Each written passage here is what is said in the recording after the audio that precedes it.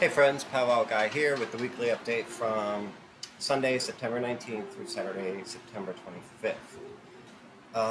The big thing I want to talk about is the heat. I thought it was oppressively hot this weekend here in South Central Pennsylvania. Like it's just so warm, I don't even want to be outside. And I know the temperature says it's like in the 80s, but to me it feels so much warmer than that. So anyway, I'm hoping for a cool down. It looks like this coming week the temperatures will be more toward the upper 70s. Some days might peak over into the low 80s, but we're looking at majority of upper 70s. I can handle that. I don't know how it is for you guys, but when a certain time of year comes, my mind starts shifting into this idea that I want it to be cooler outside. I'm ready for the cool down. I'm ready for summer to be over and fall to start. And at least here, it seems to stay hot all the way through October. So it's kind of disappointing. You think you're going to get this great fall day, and I don't know, I feel like we get cheated out of fall sometimes, so I hope that's not the case this year. Um, but anyway, that's the upcoming weather. It's going to be more of a mild week. Let's hope some of that humidity's gone. It looks like some rain, chance of rain Wednesday, possibly Thursday. But the bigger news this week is that tomorrow, Monday, is the full moon in the sign of Aries. Okay, so it's the fourth full moon of the summer season. Um, Mostly it's called the harvest moon. Here in Pennsylvania, sometimes referred to as the corn moon. Pretty sure that was a Native American word for it. But it's the fourth full moon in the summer season. Usually, we had this discussion once before a while back. Every season has three full moons, but when a season has four, the third is considered the blue moon, which is why the blue moon was it was blue moon in August. So anyway, this is the fourth full moon, and because it's in Aries, it's good. Aries is like like a fiery, kind of aggressive energy, but this is a full moon, so it's a good time to think knives, think flames, think about cutting things away, burning things that are no longer necessary. Like Bill and I have been cleaning out slowly closets and clutter and such, getting rid of that crap. That's what we did mostly yesterday and the day before. Just kind of getting rid of stuff. We don't need it anymore. We're moving into that time of year where, believe it or not, I'll be spending even more time in my house. So you want it to be clean and comfy and cozy and just like get rid of that clutter. So it's a good time to remove people from your life. It's a good time to remove bad habits. It's just a really good time to just get rid of that crap, whatever the crap is. But Wednesday of this week, the 22nd, is the first day of autumn. So it's known as the autumn equinox. So what that means is summer is officially over on Wednesday. I'm glad for that. Again, at least here, those of us that live here, we don't want to get our hopes up too much that we'll be breaking out the hoodies and such because it's still going to be hot, but we'll get there. But it is nice because you walk through stores now and you see like pumpkins and Halloween, decorative things and like corn stalks. I like that. I'm not decorating my house for fall, but I like to look at it in stores. So anyway, this time of year, I tend to get more people come to me for a reading of some sort. So I thought, in addition to the weekly update, I'd talk a little bit about divination methods that I personally use as a powwow. Just things that we can do, or that we do, to kind of get an idea of what's coming ahead. Sort of like these weekly updates, we talk a little bit about the weather and maybe some major astrological, or at the very least, lunar things coming. That's good information to have to kind of know what to expect. So the first thing that I would say as a powwow that I use that would be considered predictive or divinatory, however you want to look at it, is, of course, the old Farmer's Almanac. The Farmer's Almanac is really good because it gives you, like, all the weather, things to watch for in different months, general weather forecast. Now, I've not found them to be too accurate with their weather forecasting, but everything else is really good. And they give, a lot of astrological information, which I really like. The ephemeris for every month is really helpful. So Farmer's Almanac is good. It gives you the best planting and harvesting days, the most favorable moons for doing various things like fixing fence posts and cutting your hair and such. I really like that kind of information. So you get weather lore. You really, if you use this, you don't need anything else. But sometimes people like something. So, okay, first, the Old Farmer's Almanac. And actually, they have a website, and the website has a lot of really good information. You can find the lunar information. They have gardening calendar, lunar calendar, weather predictions and stuff. It's all on their website. So, anyway, check it out. Old Farmer's Almanac.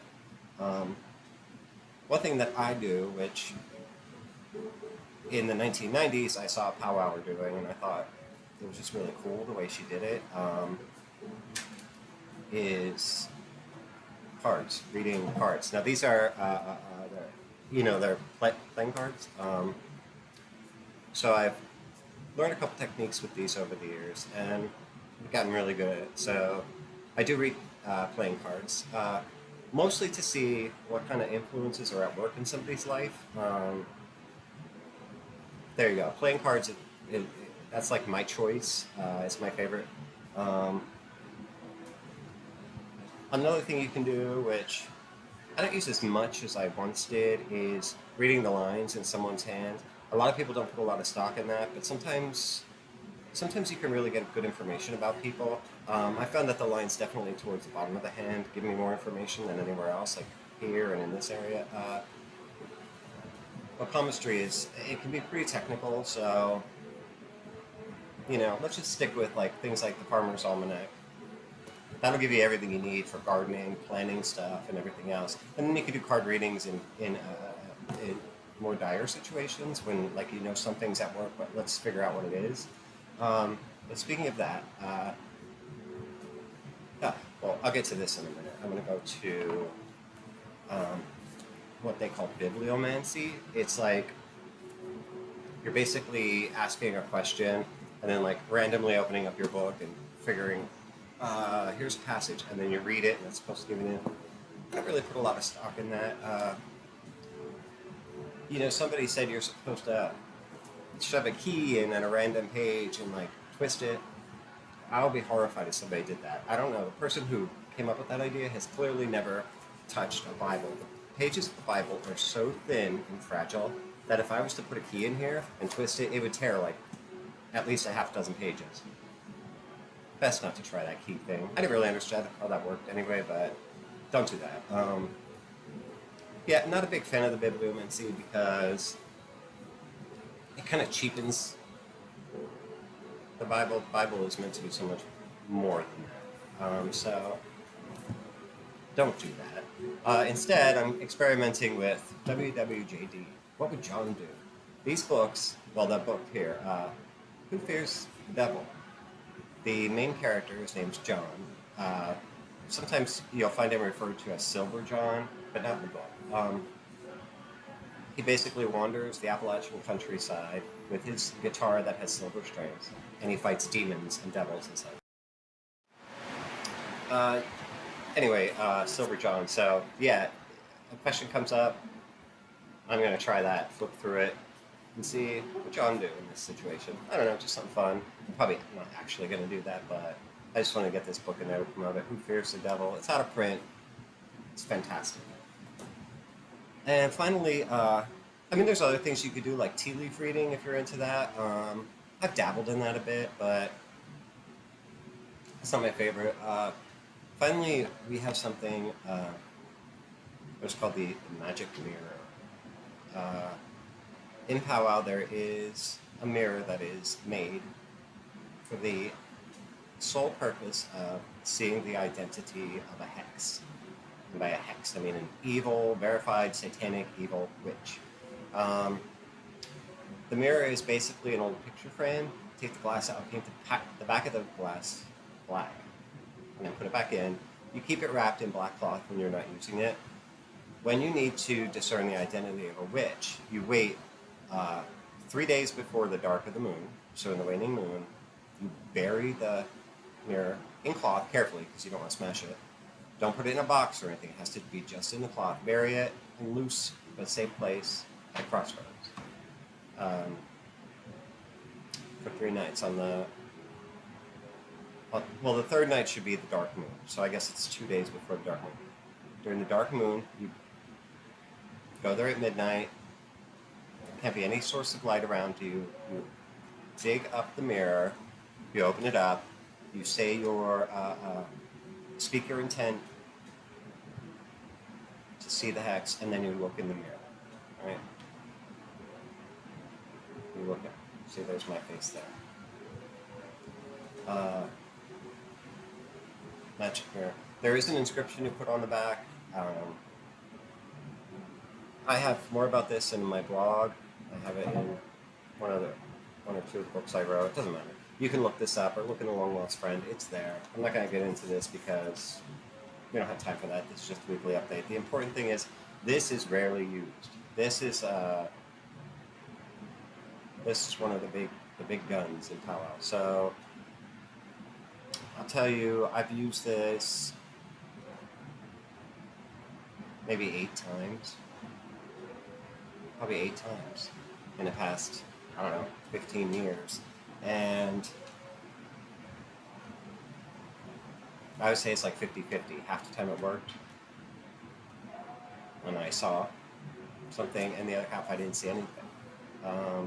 Now, conversing with a friend recently about that, I figured that when the times that I didn't see anything, there may not have been a hex at work. There may not actually have been one working against the individual, or it just didn't work for me. I can't discount that. It's not gonna, my track record's not gonna be 100% of the time. So, anyway, that's the weekly update for this coming week.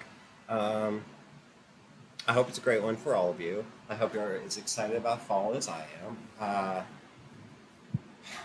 That's it. So, if you have any questions or comments, just leave them down below. If you're in the area and you want to get together for a cup of tea or something, send me a note. Otherwise, that's it. Love you guys. God bless you. Have a great week, and we'll talk very soon.